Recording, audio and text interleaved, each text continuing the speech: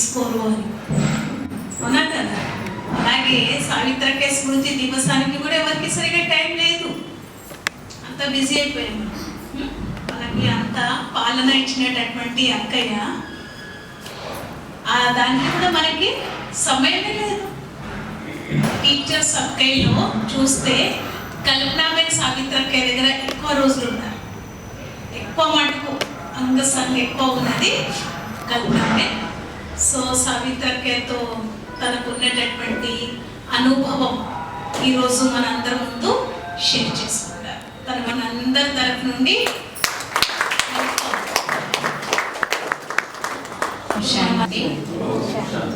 జ్యోతి నా పరిచయం ఇస్తున్నారు. నాకంటే ముందు జ్యోతి అక్కనే ఉన్నారు సావిత్రక్క దగ్గర. నేను 97 నుంచి అక్కే దగ్గర ఉన్నాను. సావిత్రక్క ఈరోజు శరీరం వదిలిన రోజు నవంబర్ 18, 2012లో అక్కయ్య శరీరం వదిలారు. అయితే నేను ఎప్పుడైతే జ్ఞానం తీసుకున్న 2 years తర్వాత ఒక రక్షాబంధన్ ప్రోగ్రాం ఉండింది. ఆ రోజు నేను ఎస్ఆర్ నగర్ మెయిన్ సెంటర్లో వెళ్ళడం జరిగింది. అక్కయ్య ప్రేరణతోనే నేను సెంటర్లో వచ్చినాను. ఓకే, ఆ రోజు నేను బాలనగర్లో జ్ఞానం తీసుకున్నాను. సో అక్కయ్య కనెక్షన్ అది కూడా. అయితే అప్పుడు ఏమన్నారంటే, అక్కయ్య నువ్వు బాబాకి సమర్పణ అయితే బాగుంటుంది కదా అంటే, సమర్పణ అవ్వడానికి ఇంటి వాళ్ళు ఇవ్వరు అక్కయ్య అని చెప్పాను. చెప్తే ఏమన్నారంటే, అక్కయ్య ఫస్ట్ అయితే ఒక వారం కోసం రా అని చెప్పారు. వారం కోసం తర్వాత నెల రోజు ఉండన్నారు. నెల రోజు తర్వాత సంవత్సరాలు అయిపోయాయి.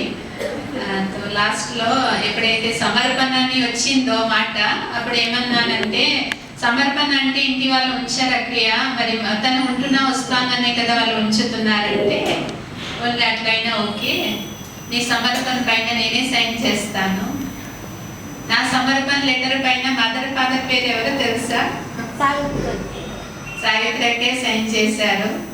అంటే చూడండి, అక్కయ్యకి భావన ఏంటి అంటే, అందరూ కూడా పాత అక్కయ్యలందరికీ తెలుసు, అక్కయ్య ఎవరైనా ఒకరిని పట్టుకున్నారంటే వాళ్ళని బాబావారుగా చేసి వదిలిపెట్టేవారు. సావిత్రక్య ఒక కళ అనుకోండి, గుణం అనుకోండి, వాళ్ళు పెద్ద చిన్న అని ఏమి అనుకునేవారు కాదు. వీళ్ళకి ఏమి రాదు కదా అని తర్వాత అనేవారు, కానీ ముందైతే ఆత్మ ఇంటికి వచ్చింది అంటే అక్కయ్య పూర్తిగా చక్కగా చూసుకునేవారు. అయితే అక్కయ్యలో కనిపించే విశేషత ఏంటి అంటే, అక్కయ్య చాలా చాలా నమ్రతంగా కనిపించేవారు. అంటే నా పోస్ట్ ఏంటి, నా పొజిషన్ ఏంటి, నేను ఎలా ఉంటాను, వీళ్ళు ఏంటి అనే భావన సావిత్రక్కయ్యలో కనిపించేది కాదు. అక్కయ్య చాలా నిర్మలంగా కనిపించేవారు, అందరితో కల్పించుకునేవారు. అన్నయ్యలు కావచ్చు, మాతలు కావచ్చు, కుమార్తెలు కావచ్చు, నన్యలు అని అడిగేవారు అక్కయ్య. ఫస్ట్ నువ్వు ఎలా ఉన్నావు కాదు, భోజనం చేసావా అని అడిగేవారు. సో ఆ టైంలో ఎవరైతే వస్తారో, భోజనం చేశారు లేదా అక్కయ్య అన్నారు అనుకోండి, పెట్టండి పిల్లలు, మీరు తర్వాత వండుకొని తినండి, ఫస్ట్ వీటికి పెట్టండి అనేవారు. అంటే పాలనలో తల్లి యొక్క ఏదైతే క్వాలిటీ ఉంటాయి కదా, అవి సావిత్రి అక్కయ్యలో నంబర్ 1 అనుకోండి. అక్కయ్య విశేషత చెప్పేవారుగా మనం అంతా, అంటే బాబా చెప్తారు కదా, ఒక విశేషత చెప్పాలంటే ముందు అవి తనలో కూడా కొన్ని ఉండాలి. అయితే అక్కయ్యలో ముందు వెనక ఏది చెప్పుకునేది అలవాటు లేదు. ఏదైనా ముందే చెప్పడం, అది మీ గురించి కావచ్చు, నా గురించి కావచ్చు.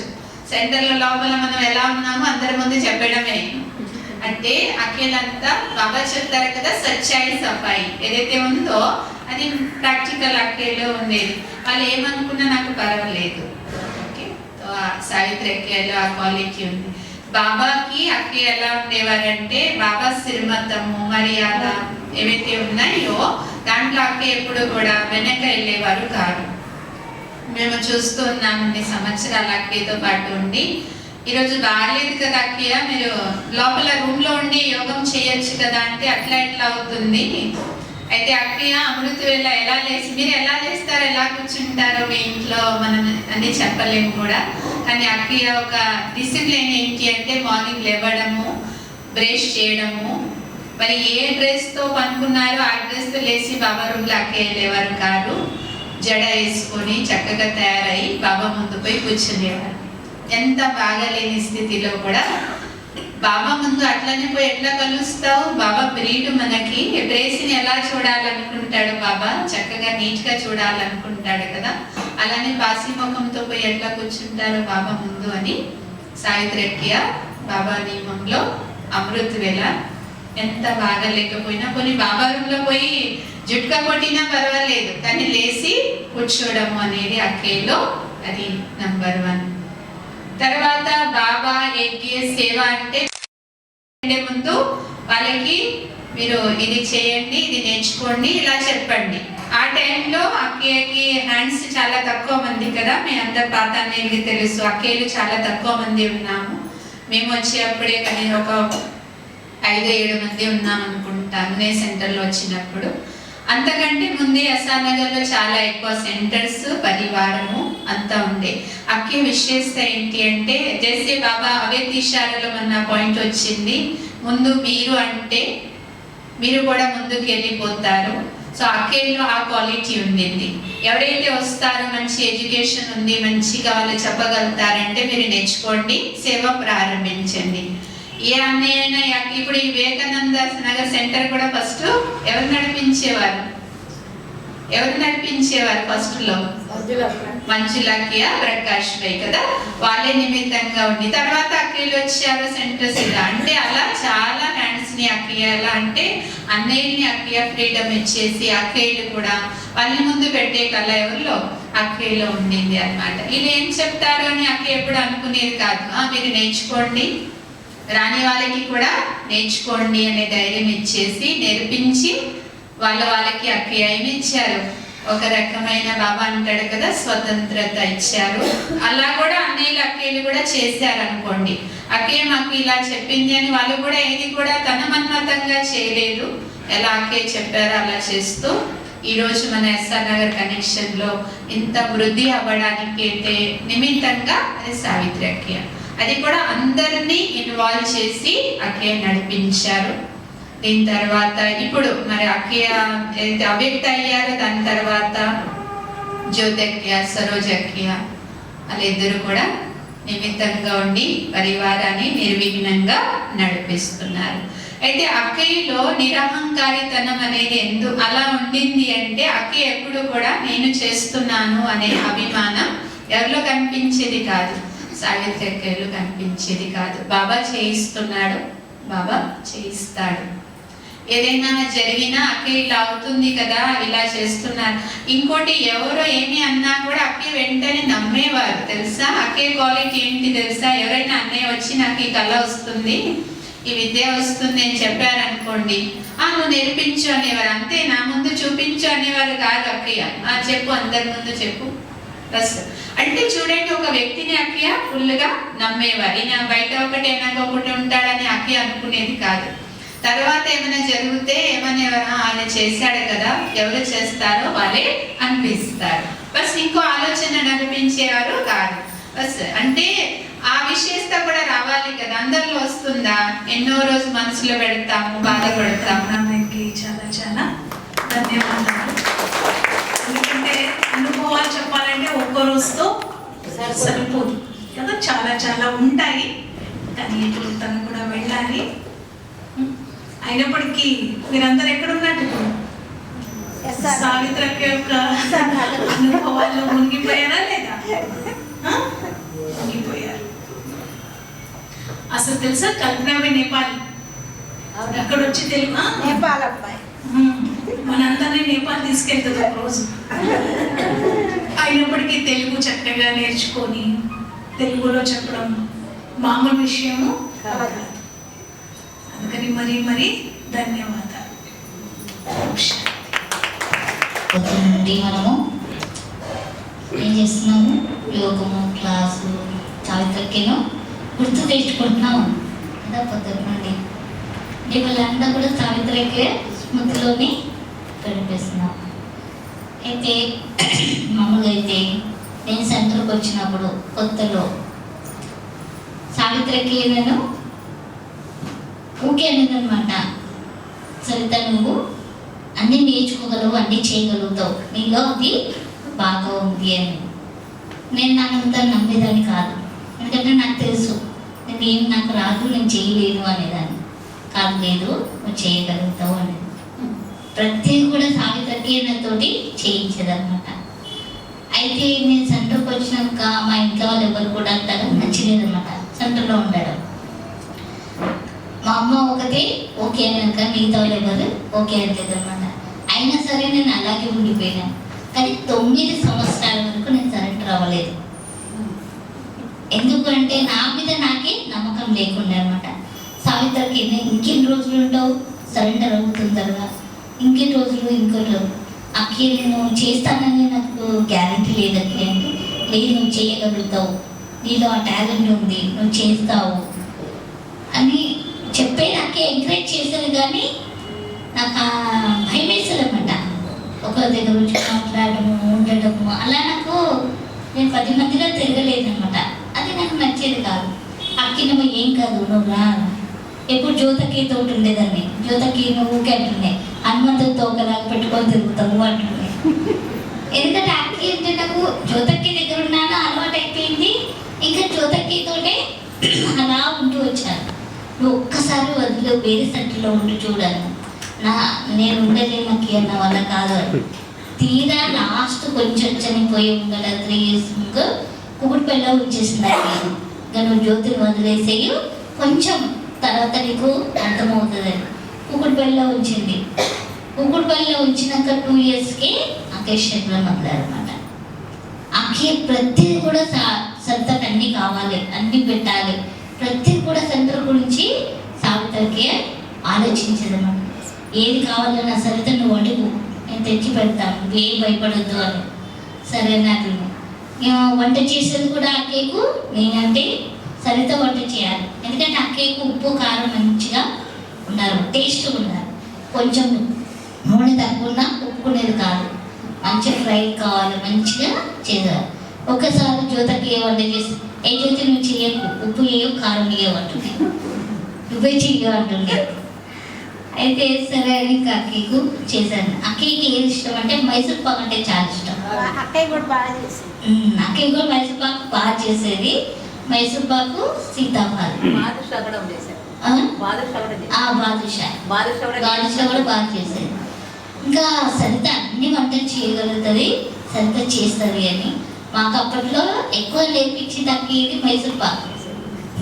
అందరికీ కూడా మైసూర్ పాక్ నేర్పించేది అనమాట. మళ్ళీ అటుకులు, పేపర్ అటుకులు ఉంటాయి కదా, అది ఇక ఎక్కువ సెంటర్లో ఉండేది అనమాట. ఎవరు వచ్చినా కూడా అది ఇవ్వాలి అని. ఆ రకంగా అక్కి ప్రతిదీ కూడా మాకు నేర్పించేది అనమాట. అయితే ప్రతిసారి అంటే సరెండర్ అవ్వడానికి నాకు భయం వేస్తుండేది. ఇంకా సరే అని ఇంకా అక్కిని ముందు వచ్చేసేసి సంతకం చేయించి జ్యోతకేతోటి, అప్పట్లో జ్యోతకి ఎక్కడికి వెళ్ళారు, సైన్ చేశారు అనమాట. జ్యోతకి వెళ్ళకుండే అన్న అంటే ఎవరో ఒకరు సైన్ చేయాలి, మెయిన్ ఇన్ఛార్జ్. ఆ రకంగా సైన్ చేశారు. ఆ రకంగా నేను సెంటర్లో సరెండర్ అయిపోయాను అనమాట. కానీ మా ఇంట్లో వాళ్ళకి ఇప్పటికైనా ఇష్టం ఉండదు, ఇప్పుడు వంశానికి ఇప్పటికి కూడా ఇష్టం ఉండదు. కానీ నేనే బలవంతంగా వచ్చేస్తాను. ఇప్పటికైనా కొంచెం హెల్త్ బాగాలేకున్నా నువ్వు వంశాంలో ఉండొద్దు, నువ్వు ఇంట్లోకి వచ్చేయంటారు. నేను ఇంటికి రాను అని ఎప్పుడూ చెప్పేసినాను. ఇంకా ఎందుకంటే ఇంటికి పోయినామంటే అదొక మాయ, మంచిగా అనిపించదు. ఇంట్లో ఉండడము, ఇంట్లో వాతావరణము నాకు అసలు నచ్చదు కూడా. ఒక్కరోజు ఉండేసి వచ్చినాక తెల్లారి మళ్ళీ సెంటర్కి వెళ్ళాలి అంతే. అలా ఉండబుద్ధి కదనమాట. ఎందుకంటే సెంటర్లో అందరూ వస్తూ పోతూ ఉంటారు, యోగం ఉంటుంది, క్లాస్ ఉంటుంది. ఇంట్లో ఏముంటుంది, ఆయన తినాలి, పడుకోవాలి, అదే ఉంటుంది. అందుకే నాకు నచ్చదు అనమాట. అయితే సావిత్రికి కూడా నువ్వు ఇంటికి వెళ్ళదు అంటే ఎక్కువగా నేను ఇంటికి వెళ్ళేదాన్ని అప్పట్లో. మా ఇంట్లో ఊరికి పెంచేవాడు, అట్లా వెళ్ళేవారు. ఆ రకంగా సరెండర్ అయిపోయాయి అనమాట. సావిత్రికేకు మంచి క్వాలిటీస్ అనేది ఉండేది. మురళి చెప్పాలని, కానీ నాకు తెలుగు మురళి వచ్చాయని తెలుసు. ఆ కేకు హిందీ మురళి నేర్చుకోలేదు. నాకేమో హిందీ మురళి అంతగా వచ్చేది కాదనమాట. అయినా సరే నువ్వు క్లాస్ చేయగలుగుతావు, నువ్వు వెళ్ళు చెయ్యు అని ఎంకరేజ్ చేసేదాన్ని. కానీ నేను అన్ని చోట్లకి వెళ్ళేదాన్ని, క్లాస్ చేయాలని అలా పెట్టుకునేది అనమాట. తర్వాత వంట, నేను ముఖ్యంగా నేను వంట చేయడానికి నేను ఏ విఏపీలు వచ్చినా సరితా నువ్వే చేయాలంటున్నాను. విఏపీలు వచ్చినాయనే వంట నువ్వే చేయాలి సరితా, ఎవరు చేయొద్దు అనేది. అలా నన్ను ముందు పెట్టేది అక్కయ్య. ప్రతి దానికి కూడా అక్కయ్య నన్ను ముందు పెట్టేది అనమాట. ఆ రకంగా నా ద్వారా అక్కే సేవ చేయించారు. అక్కేలో చాలా మంచి విశేషతలు ఉన్నాయి కాబట్టి అక్కే మనం అందరం కూడా ఎక్కువగా గుర్తు చేసేది సావిత్రికే. ఎందుకంటే విశేషతలు ఎక్కువ ఉన్నాయి కాబట్టి విశేషతగా అక్కయ్యకి ఎక్కువగా గుర్తు చేస్తూ ఉంటాం. ఇప్పుడు జ్యోతక్కయ్య కూడా ఇప్పటికీ చూడండి, నేను జ్యోతక్కయ్యని వదలట్లేదు. ఎందుకంటే అంత దూరం వాసిపురం పోయినా కూడా మళ్ళీ ఇక్కడికే వచ్చేసాను, ప్రగతి నగర్కి. అంటే అక్కయ్య దగ్గర ఉండమన్నారు కానీ నేను ఉంటానని చెప్పేశాను. ఎందుకంటే ఒకసారి ఫ్రీడమ్ వచ్చిన తర్వాత మళ్ళీ ఉండాలంటే ఉండలేము అనమాట పెద్దవాళ్ళ దగ్గర. మనకేంటి మళ్ళీ వేరే ఉంటే కొంచెం బాగుంటుంది అన్నట్టుగా ఆ రకంగా పెద్దవాళ్ళు కూడా ఎంకరేజ్ చేస్తారు. ఇంకా నువ్వు పెద్దవాళ్ళ దగ్గర ఎందుకు ఉండాలి, నువ్వు పెద్దగా అయిపోయినావు, ఇంకో దగ్గర ఉండాలి అని అలా సరోజకి కూడా వద్దు, నువ్వు జ్యోతి దగ్గర ఉండద్దు, కొంచెం వేరే ఉండాలి అని మళ్ళీ జ్యోతకి దగ్గరికి వచ్చేస్తాను అనమాట. అంటే ప్రతిసారి సావిత్రికి అనేది ఎప్పుడు జ్యోతి పట్టుకునే ఉంటావా, జ్యోతితోటే దొరుకుతావా అంటుండే. కానీ ఎక్కువ మటుకు అక్కయ్యతోటి అలా జరుగుతుంది. సత్యుగం అంటే, కలియుగం అంటే వెనక్కి, త్రేతా అంటే, ద్వాపర అంటే, సంగమయుగం అంటే ఒక రౌండ్ తిరగాలి. ఓకే, మళ్ళీ ఒకసారి చెప్తాను. సత్యుగం, కలియుగం, సృష్టి చక్రం. ఒక రౌండ్ అంటే సృష్టి చక్రం అన్నమాట. ఇది ఒక సీక్వెన్స్ లో చేశాం కదా, అలా కాకుండా నేను ఏం చెప్తే అదే చేయాలన్నమాట. అంటే సత్యుగం ఉన్న తర్వాత ఒకసారి త్రేతాయుగం ఉంటారు, అంటే కలియుగం అన్నాం. ఓకేనా, గుర్తుంది కదా? సత్యుగం అంటే ముందుకి, కలియుగం అంటే వెనక్కి, త్రేతాయుగం, కలియుగం, సృష్టి చక్రం,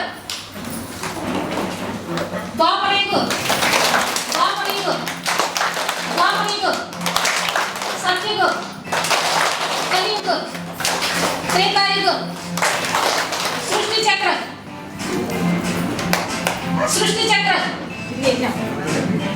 సత్యుగం, కలియుగం, త్రేతాయుగం, ద్వాపరయుగం, కలియుగం, సత్యుగం. Thank you. ఓం శాంతి.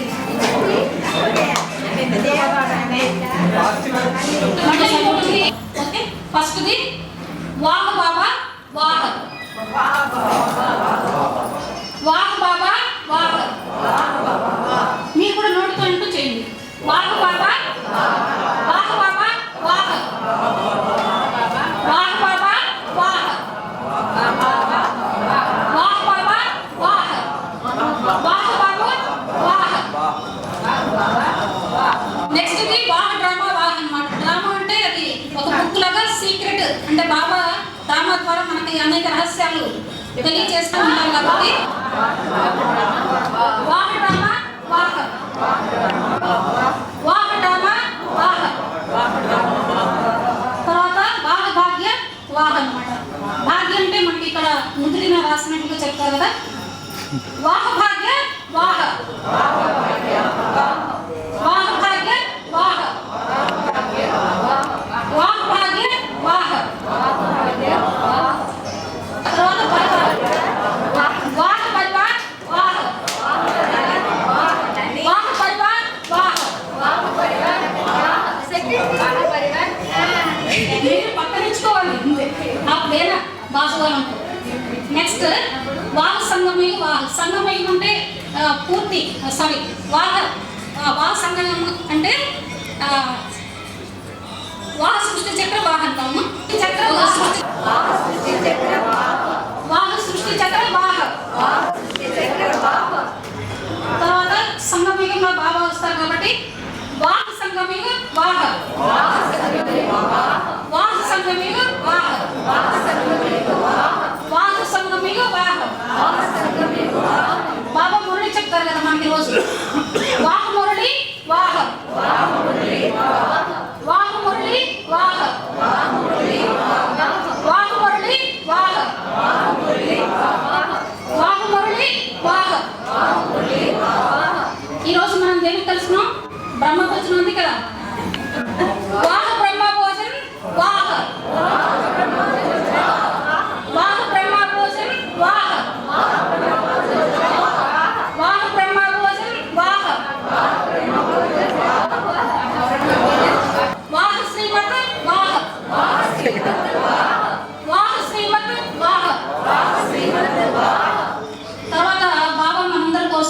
రాజరాజస్వ వాహయజ్ఞ వాహ వాహయజ్ఞ వాహ వాహయజ్ఞ వాహ వాహమధ్వన్ వాహ వాహమధ్వన్ వాహ वाह संगम्य वाह वाह मेरा श्रेष्ठ भागी वाह वाह वाह मेरा भाग्य वाह वाह मेरा भाग्य वाह वाह मुरली वाह वाह मुरली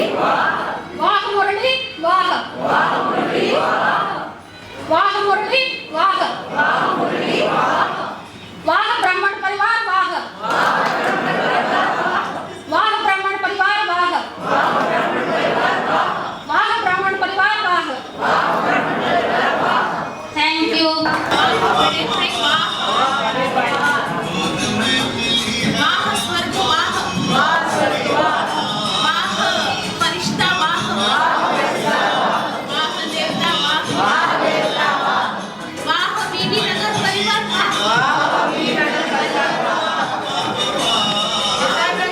वाह बीबी सेंटर वाह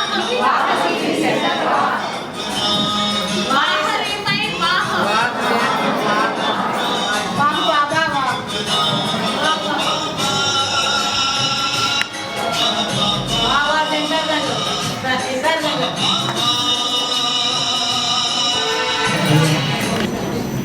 నేను మనసు అట్లా చెప్తుందంటే ఓం శాంతి అంటే సావిత్రికి చెప్పినట్టు నేను వనస్థలిపురం నుంచి వచ్చాను. నా పేరు అరుణ. మేము సంజీవ్ రెడ్డి నగర్లోనే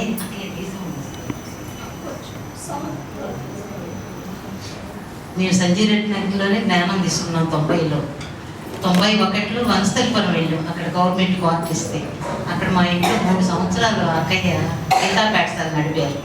భగవంతుడు అనుకోకుండా మాకు ఇచ్చిన క్వార్టర్లోనే సెంటర్ పెట్టాలనుకున్నాం. అక్కయ్య వచ్చి చెప్పాను, అక్కయ్య బాబా సెంటర్ పెట్టిస్తారు, రండి మీరే పెట్టండి అన్నారు. అంటే అక్కయ్య ఏమన్నారంటే, అందరూ మన పరివారమేనమ్మా, ఆ ఏరియాకి వాళ్ళు కుదిరిపోయిన వాళ్ళు, నేను ఇక్కడ అట్లా ఏమనుకోవద్దు, వాళ్ళని పిలిచి వాళ్ళ చేత చేయించు. వనస్థలిపురం సెంటర్ విశేషంగా ఏమిటంటే, బాబా చెప్పారు, డేట్ ఇచ్చారు అక్కడ మాకు పెట్టమని. ఎట్లా ఆ రోజు జనవరి 18వ తేదీ నేను అక్కడ బాబా మెల్లాన్ని కలవని పోయినాను. అప్పుడు వాళ్ళు నన్ను పిలిచి అట్లా అడిగారు, ఏమిటంటే పెడతాము అని చెప్పారు. పెడతామన్నా అంటే ఆ రోజు సోమవారం పౌర్ణమి, అవ్యక్త మాసం వచ్చింది. ఆ రోజు విశేషంగా వనస్థలిపురంలో సెంటర్ పెట్టారు. వాళ్ళే చూసుకుంటున్నారు. కానీ ఇప్పుడు ఏమొచ్చినా ఫంక్షన్లు ఇట్లా ఏదైనా వస్తే వచ్చి ఇక్కడ కలుస్తాం. నేను ఓం శాంతి. ఈరోజు సావిత్రకి 12 సంవత్సరాలు పూర్తి అయిపోయింది. ఇక్కడికి వచ్చిన ఈ సెంటర్ మొదలుపెట్టినారు అంటే గృహప్రవేశం అయింది ఆగస్టు అనుకుంటాను, గుర్తులేదు. తర్వాత అక్కయ్య ఇక్కడ ఉండిపోయారు. ఎందుకంటే మాకు అప్పుడు టీచర్లు ఫస్ట్ హారికక్కయ్య, తర్వాత భాగ్యక్కయ్య, తర్వాత సావిత్రక్కయ్య మాకు టీచర్ అనమాట. అంతవరకు మమ్మల్ని మీరే నడుపుకొని నేను చెప్పేసేవాళ్ళు. అప్పట్లో ప్రారంభంలో సావిత్రక్కయ్య, మేము వచ్చిన కొత్తలో 92 అక్కయ్య జాబ్ చేసేవాళ్ళు, బస్సులో వెళ్ళేవాళ్ళు, వచ్చేవాళ్ళు. అక్కయ్య బాగా టోలీ చేసేవాళ్ళు. అన్నీ చూసామన్నమాట. అక్కయ్య ఏం చేస్తారని చూసాము, గమనించాము. కానీ అక్కయ్యలో విశేషత ఏమంటే, ఎవరైతే కొంచెం మాట్లాడగలిగే శక్తి ఉండి చదువుకునే శక్తి ఉండే వాళ్ళకి చాలా ప్రోత్సాహం ఇచ్చేవాళ్ళు. మాతలైనా సరే, అన్నయ్యలైనా సరే, కుమారులైనా సరే, వాళ్ళు బాబాని చాలా ప్రేమతో నచ్చి వచ్చినప్పుడు వాళ్ళని ఎంకరేజ్ చేసేవాళ్ళు. చాలామంది మేమంతా కూడా ఆ టైంలో 92లో చాలామంది మాతలు ముందుకొచ్చాము. మమ్మల్ని అందరినీ కూడా మీరు తెలుగు ముందు చదువుకునేవాళ్ళు, తర్వాత హిందీ కూడా మీకు వచ్చింది అనుకోండి, హిందీ కూడా చదివి మురళి వినిపించమని మాకు చెప్పేవాళ్ళు.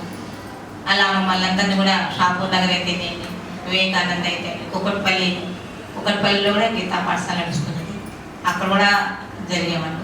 అక్కయ్యలు ఉంటారు, ఉండరని కాదు, రోజు రెగ్యులర్గా అక్కయ్యలకు చదవాలంటే కష్టం కదా. అందుకని గీతా పాఠశాలల్ని అలా ఎంకరేజ్ చేస్తూ వచ్చేవాళ్ళు. అలా ప్రోత్సాహం చేస్తూ అక్కయ్యకి చాలా మంది గీతా పాఠశాలలు కూడా అయిపోయినాయి.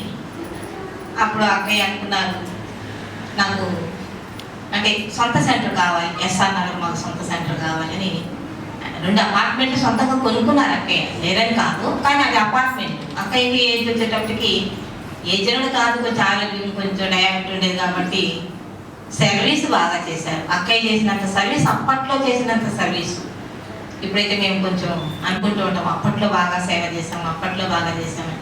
మాకు ఆదివారం వచ్చింది అనుకోండి, శనివారం ఆదివారం వచ్చింది అనుకోండి, బ్రహ్మ భోజనమే.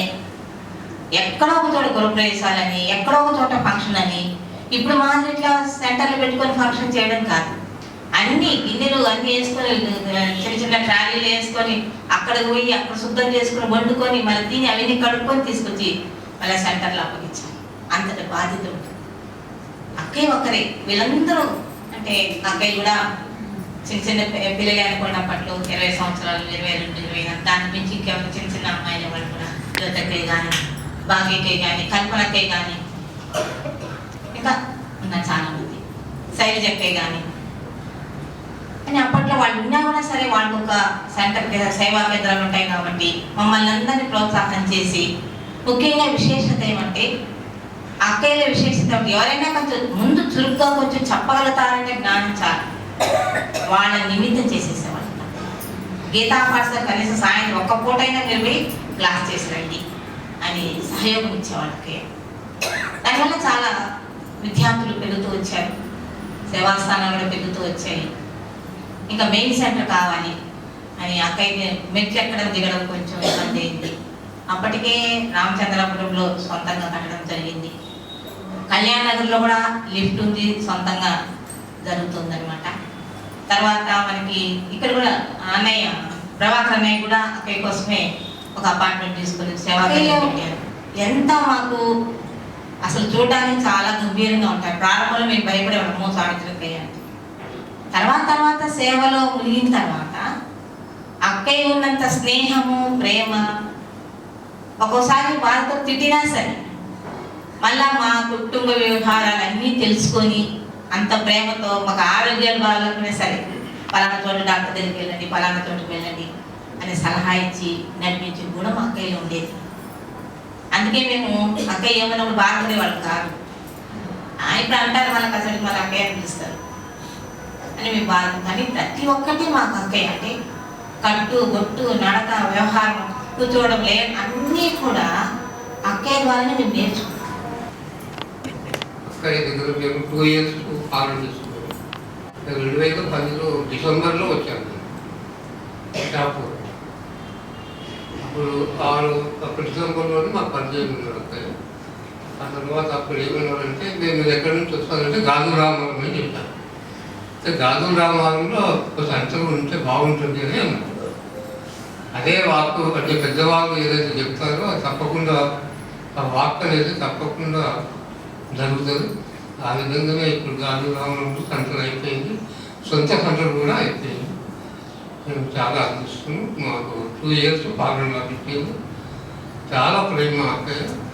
మేము ఎక్కడైనా భయపడి దూరంగా ఉన్నా కూడా అక్కయ్య పేరు పెట్టి పిలిచి దగ్గరలో రప్పించుకునేవారు. అంత ప్రేమ ఉండేది అక్కయ్యకు. అక్కయ్య అంటే మాకు చాలా ఇప్పటికి కూడా మాకు చాలా ప్రేమ. అక్కయ్య ఆ యొక్క పాలన దొరకడము, అలౌకిక తల్లి యొక్క పాలన దొరకడం మాకు చాలా చాలా అదృష్టము. మా ఇంట్లో మేము 4 కూడా జ్ఞానంలోనే ఉన్నాం. ఇంకా మా ఇల్లు మొత్తం కంప్లీట్గా మేము జ్ఞానంలోనే నడుస్తున్నాము. ఇక లౌకికం అనేది మా ఇంట్లో లేవన్నమాట. ఆ విధంగా మా పాలన కూడా మాకు చాలా భాగ్యం లభించింది. మాకు ఎప్పుడు చేద్దామని ఒక తపన ఉంటుంది. మా డ్రైవర్ చెప్పేసి వస్తుంది, ఈరోజు సావిత్రి అక్క ప్రోగ్రామ్ చెప్పింది పోవాలి. ఆ పోతే మాకు అనుకోకుండా మేము ఎక్కడ పోయి పని చేసుకోవాలంటే ఆ పని మాకు అయిపోయిందని జవాబు వస్తుంది. ఇక్కడ మేము సావిత్రి అక్క చెప్పినట్టు ప్రోగ్రామ్ ఉంటుంది, మాకు అక్కడ పని అయిపోతుందని వస్తుంది. ఇక అప్పుడు అంతా ఉత్సాహం ఉందో చూడండి, మనం పోయి చేసే పనిని పోకుండానే పని అయిపోతుంది. తర్వాత సావిత్రి అక్క ప్రోగ్రామ్ ఉందని ఖచ్చితంగా పోతుంది. అది ఎందుకు చెప్పగానే మాకు అంత ఆనందం అనిపిస్తుంది అనమాట. ఎప్పుడు చెప్పినా కానీ ఇక జ్యోతిబాయి ద్వారా మాకు ఈ కథ నడిచేది. ఎందుకంటే ఇప్పుడు సావిత్రి అక్కయ్య లేకున్నా కానీ మాకు జ్యోతి అక్కయ్య ఉన్నది కూడా మాకు ఏర్పడకుండా అయిపోయింది. ఎందుకంటే అప్పటి నుంచి మేము కూకట్పల్లి కేవీహెచ్పి సెంటర్లో పోవడం జరుగుతుంది. ఇక అక్కడి నుంచి మళ్ళీ ఇక్కడికి వచ్చినాక కూడా మాకు ఇక అక్కడ ఉన్నట్టే అనిపిస్తుంది. జ్యోతి అక్కయ్య ప్రోగ్రామ్ ఇవాళ ఉన్నది, ఎస్ఆర్ ఇక్కడ వివేకానందలో ఉన్నది అనగానే నేను తప్పకుండా వేరే పనులన్నీ బంద్ చేసేసి ఇక నాకు రోజు ఒక 3-4 పనులు ఉన్నాయని బంద్ చేసేసి ఇక ప్రోగ్రామ్ పోవాలి. ఇది నా ఆలోచన.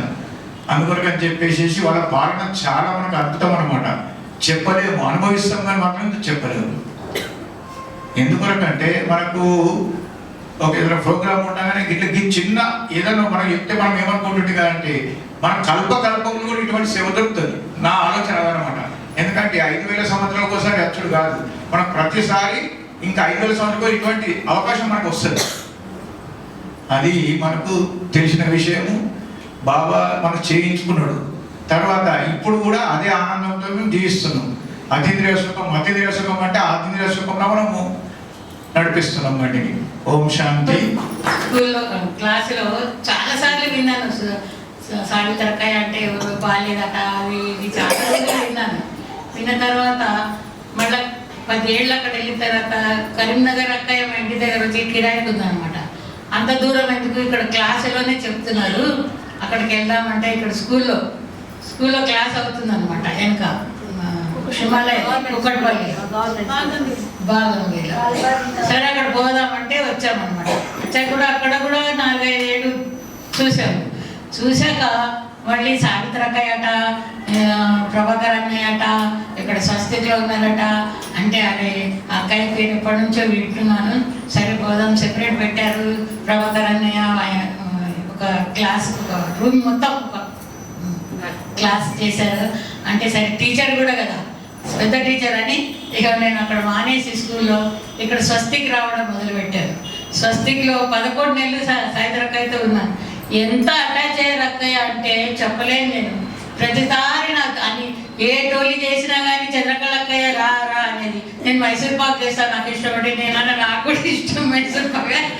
11 నెలలు ఉన్నాం కానీ 11 నెలల్లో 2-3 సార్లు చేశాను. ఎప్పుడు చూడు టోలీ చేస్తూనే ఉన్నారు. నువ్వు సాయంత్రం రా, పొద్దున్నే రా, అందరు రండి. మల్లేశ్వర అక్కయ్య, నేను, వీళ్ళందరూ పొద్దున్నే ఆరేటికి అక్కయ్య నేను మూసాపేట్లో ఉంటే ఏమవుతుంది బాబా అనుకుంటూ వచ్చేసి అట్లాగే ఎన్ని రోజులు నడిచాము మేము 11 నెలలు. కానీ ఎప్పుడు కాలు నొప్పి అనిపించలేదు. ఇక్కడ వచ్చాక సావిత్రకాయతో ఎంత అటాచ్ అయిపోయారంటే ప్రతి ఈవినింగ్ కానీ టోలీ చేస్తే మళ్ళీ ఈవినింగ్ పిలిచేది. మళ్ళీ పొద్దున పోకు, నువ్వు ఇప్పుడు ఇక్కడే నాశ చేయి, సరే ఇక్కడే నాశ చేసి టోలీ చేసి మళ్ళీ వెళ్ళిపోయేదాన్ని. ఎంత అటాచ్ అయిందంటే నేను పడుకుంటే కూడా నా కళ్ళకి సావిత్రకాయ ఎంత క్లోజ్ అయిపోయిందంటే తల్లి కన్నా ఎక్కువ క్లోజ్ అయిపోయింది. ప్రభాకర్ అనే పిలుస్తుంది, టోలీ చేస్తుందంట ఆ రూమ్లోని. సరే అక్కడికి వెళ్ళాము.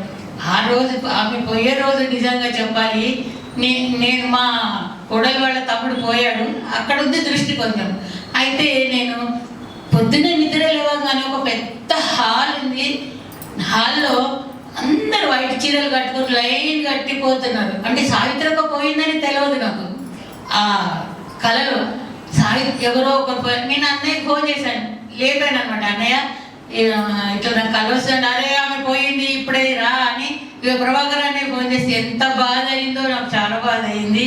నాకు కళలో కనబడ్డది అక్కయ్య పోయినట్టు. ఇంత పెద్ద హాల్ ఉంది, ఎక్కడో ఉన్నాం, అందరం ఉన్నాము. అందరు లైన్ కట్టి ఆమె దర్శనం చేస్తున్నారు. చాలా అంటే చాలా బాధ. ఎన్నో రోజులు నాకు చాలా బాధ అయింది. ఉన్నది ఆమెతో 11 మంత్సే కానీ ఎప్పటి నుంచో వింటున్నా సావిత్రకాయ నాకు తెలియదు. అందరూ అక్కయ్య తెలుసు. కానీ సావిత్రకాయ దగ్గర నేను జన్మ తీసుకున్నాను. వర్షాకాలంలో వచ్చి కోర్స్ చేశారు 7 days మా దగ్గర. చాలా మంది 100 మంది వచ్చారు కోర్స్ వినడానికి. కానీ ఉన్నదంలో 4 మిగిలాము. 4 స్తంభాలు మిగిలారు, మీరు వర్షంలో పుట్టారని అక్కయ్య చాలా గానం చేసేది మమ్మల్ని.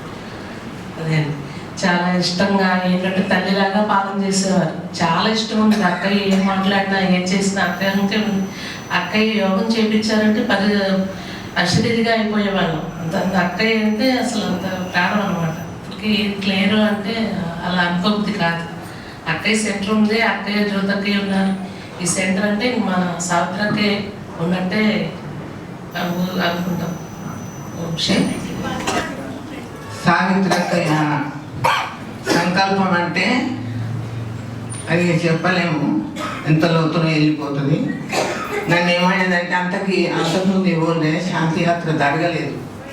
నేను ఎందుకో మా ఇంట్లో దావత్ ఉంటే సెంటర్ పేరు మీద 10,000 దాచిపించింది బాబు. అవి తెచ్చి సావిత్రక్కకి ఇచ్చాను. ఇస్తే కూకుడుపల్లి శాంతి యాత్ర తీయాలని తీసారు. నాకేముండే సావిత్రక్కకి వీళ్ళకి బట్టలు పెట్టాలి అని అప్పుడే అంటే సోలారం నామదేవనే షాప్ అని పెడతాకి వచ్చారు. అంటే మేము కూడా జాబ్ చేసేదాన్ని. సోలారం అంటే సెంటర్ పెట్టాకే వస్తానన్నారు. అప్పుడు మేము చాలా సంతోషపడ్డాము, అక్కే వస్తారని. చాలా జెండా ఎగరేటాకి వచ్చినప్పుడు కూడా చాలా ప్రేమించి చాలా సంతోషంగా అక్కయ్యకి ఒకసారి పుచ్చకాయ అంటే ఇష్టం అనమాట. అది లేదు, నాకు అదే కావాలన్నారు. అక్కయ్య మేము అది తీసుకోలేదు. అంటే ఒక అన్నయ్య అప్పుడు రాత్రి 9:30 అయింది, మార్కెట్కి వెళ్ళి తెచ్చారు. అది ఎంతో ప్రేమగా తిన్నాను. నాకు ఇప్పటికీ అక్కయ్య గురించి నా దగ్గర కూడా సెంటర్లో అంటారు, అక్కయ్య నేను అటు ఇటు వెళ్ళినప్పుడు సావిత్రకే నన్నే చూస్తున్నారు, అక్కయ్య మనల్ని చూసినట్టే ఉన్నది అంటూ ఉంటారు సెంటర్లో. సోలారం అంటే అక్కయ్య అంటే మన అందరితోని మనకు పాలన ఇచ్చారు కాబట్టి మన అందరితోని ముందుగా నాకు ఈ అలౌకిక జన్మించినటువంటి మాతాపితలకు, వాగ్దాతాలకు, ప్రకృతి మాతకు హృదయపూర్వక ధన్యవాదాలు తెలియజేస్తున్నాను, కృతజ్ఞతలు తెలియజేస్తున్నాను. అలాగే మా సహకార రూపంలో ఉండి మా పాలన చేస్తున్నటువంటి అలౌకికంగా ఉన్నా కానీ లౌకికం ఉండి పాలన చేస్తున్నటువంటి దాదీలకు, దీదీలకు, అక్కయ్యలకు మనసుపూర్వక హృదయపూర్వక ధన్యవాదాలు తెలియజేస్తూ కృతజ్ఞతలు తెలియజేస్తూ అలాగే మా పూర్వజులైన దాదీలకు, దీదీలకు వాళ్ళ యొక్క జ్ఞాన యోగాల ద్వారా ఈ వనవృక్షాన్ని, ఇంత పరివారాన్ని మాకు అందించి ఇప్పుడు అలౌకికంగా ఉన్నా కానీ మా పాలన చేస్తున్నటువంటి దాదీలకు, దీదీలకు, అక్కయ్యలకు, అన్నయ్యలకు మనసుపూర్వకంగా హృదయపూర్వకంగా ధన్యవాదాలు తెలియజేస్తున్నాను. సావిత్రక్కయ్య అంటే మనం ఆ అక్కయ్య పాలనలు లేము కానీ స్వయాన ఒక అన్నయ్య ఆయన అనుభవం గురించి, ఆ అక్కయ్య గురించి చెప్పినటువంటి అనుభవం ఏంటంటే, మనకు అలౌకికంగా ఉన్నటువంటి మురళీలలో ప్రతి మురళీలో ఏదో ఒక పాయింట్ మనకు టచ్ చేస్తూ ఉంటాడు. జ్ఞానం చెప్పుడు మాత్రము నిర్వాహక అయిపోయింది కానీ జ్ఞానం రివిజన్ అవుతుంది. జ్ఞాన యోగ స్వరూపాలయ్యి మీ నడవడిక ద్వారా. ఈ శరీరం పేరు ప్రసాద్. ఈ మాసంలోనే జ్ఞానంలోకి వచ్చాము, 2002వ సంవత్సరం. అప్పటి నుంచి ఇప్పటి వరకు జ్ఞానంలో నడవడానికి ప్రధాన కారణం సావిత్రక్కయ్య.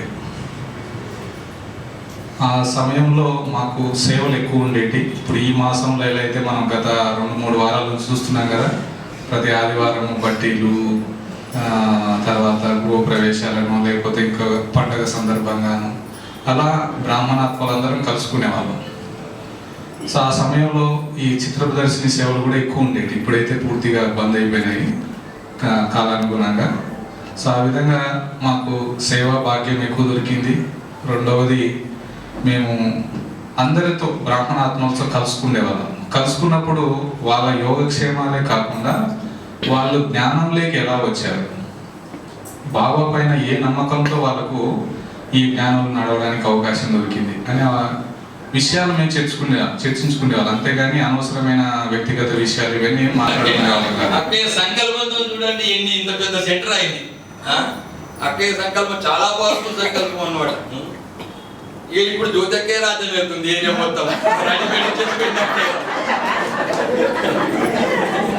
ఇంకేం చెప్పాలో కొంచెం ఆపేస్తారు. ఓం శాంతి. ओ मीठी दे दे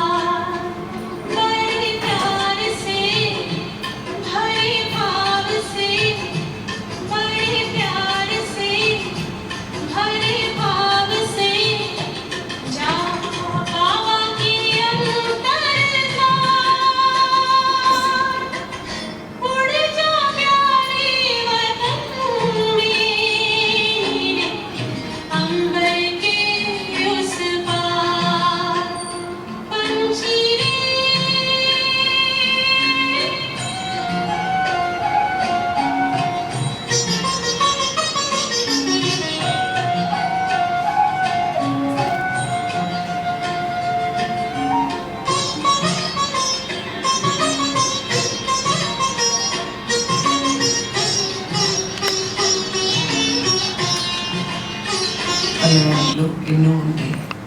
కానీ ఉన్నప్పుడు మనిషిని ఎవరు గుర్తించరు. చనిపోయిన తర్వాత చాలా గొప్పగా చెప్తారు అందరూ. కానీ ప్రతి మనిషికి కూడా వాళ్ళ భాగ్యాన్ని అనుసరించి వాళ్ళు సేవలు చేయటం కానీ ఇంకేమైనా చేయటం. ఎంతోమంది వ్యక్తుల యొక్క మంచితనం, మంచి సంస్కారాలు కలిసినప్పుడే ఒక వ్యవస్థ నిలబడుతుంది. అందుకని బ్రహ్మబాబా యొక్క వ్యక్తిత్వం వల్ల మన యొక్క సంస్థ ఇంతవరకు వచ్చింది. బ్రహ్మబాబాను అనుసరించినటువంటి దాదీల వల్ల మన యొక్క బ్రహ్మకుమారి సంస్థ ఇంతవరకు నడిచింది. దీన్ని మనం అర్థం చేసుకోవాలి. మనం ఎప్పుడు కూడా ఈ రోజుల్లో లేనిపోనివి టీవీల్లో చూసి వాళ్ళు ఎందుకు అలా చెప్తున్నారు, వీళ్ళు ఎందుకు ఇలా చెప్తున్నారు అని ప్రతి ఒక్కరూ ప్రశ్న వేస్తుంటారు. ప్రశ్నలు ఆపండి. మీరు ఎవ్వరూ కూడా ప్రశ్నలు వేసుకోకండి. మీరు ఏం చూసి జ్ఞానంలో వచ్చారు?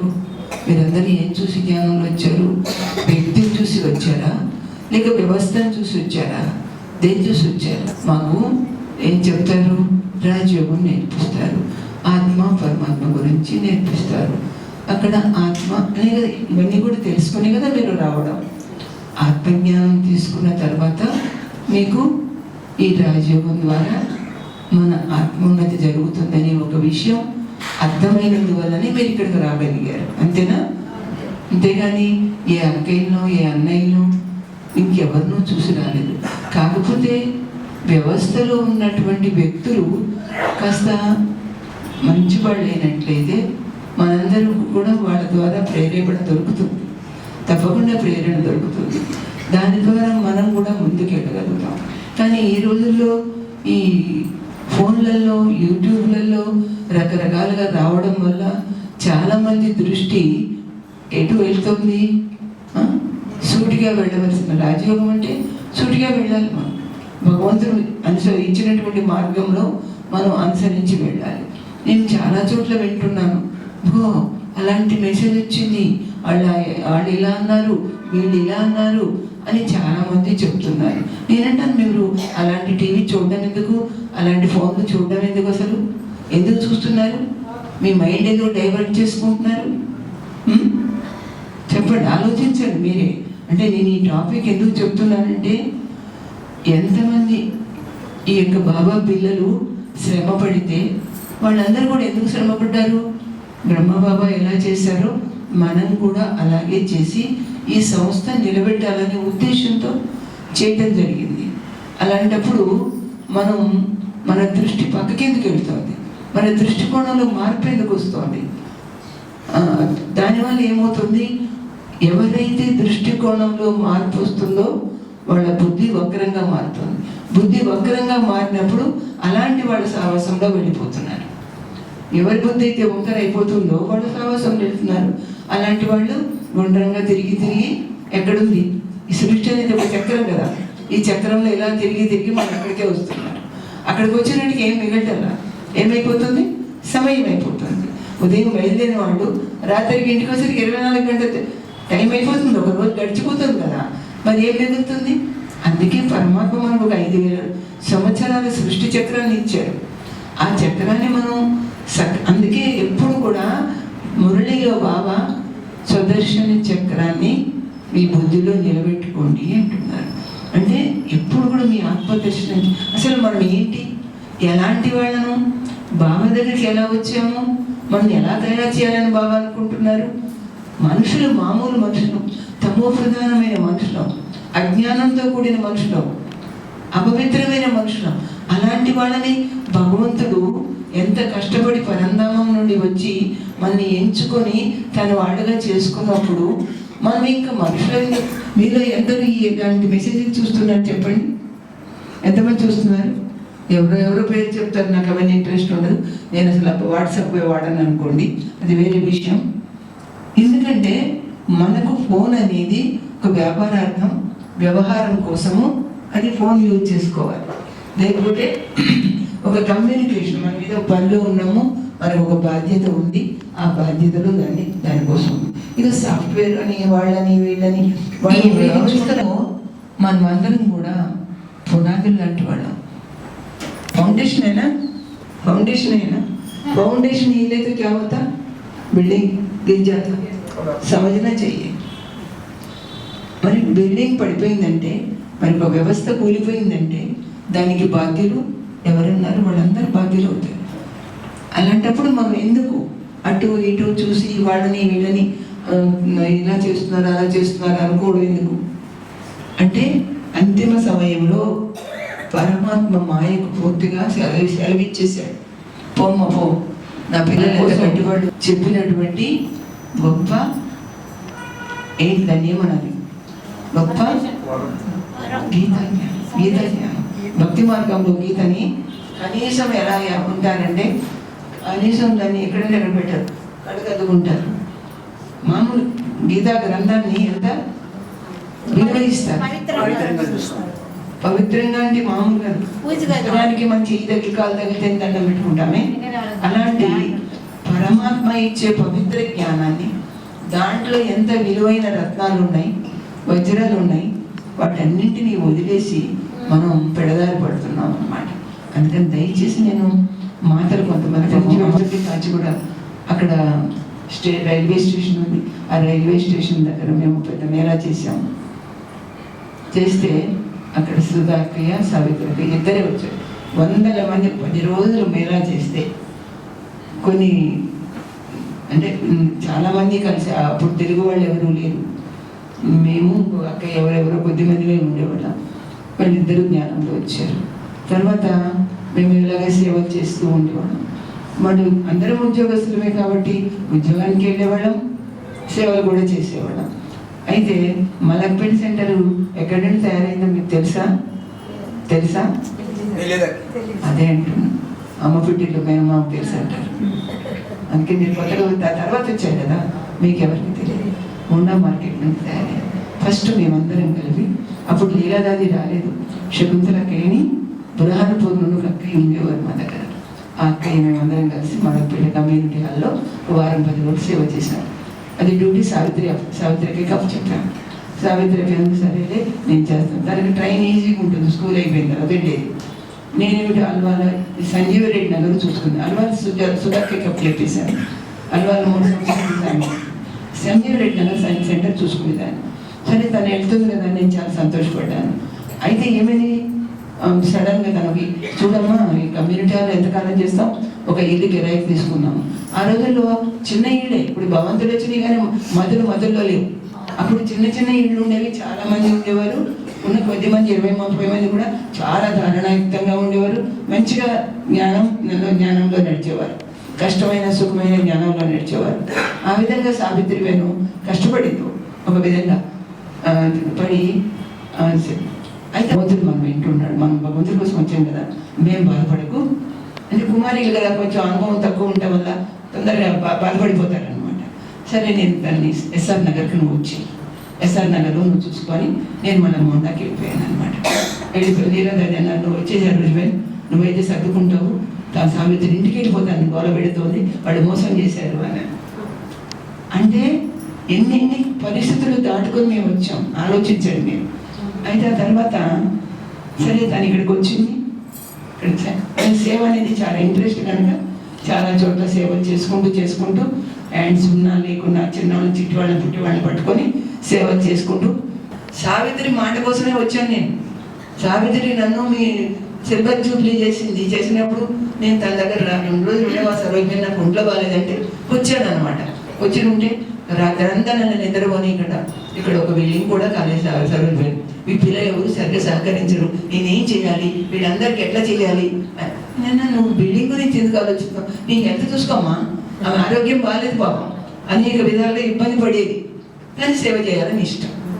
ఉన్నప్పటికీ ఇల్లు షిఫ్టింగ్ అయ్యేది ఉంది, అంత సదరేది ఉంది. అయినప్పటికీ నేను ఆర్సీపురం, లింగంపల్లి, పటంచోరు వాళ్ళు 3 కలిపేసి ఆర్సీపురంలో నేను సావిత్రకేణి స్మృతి దివసం అక్కడ పెట్టడం జరిగింది.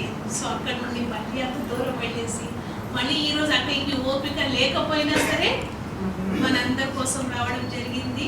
మరి అక్కడికి మనం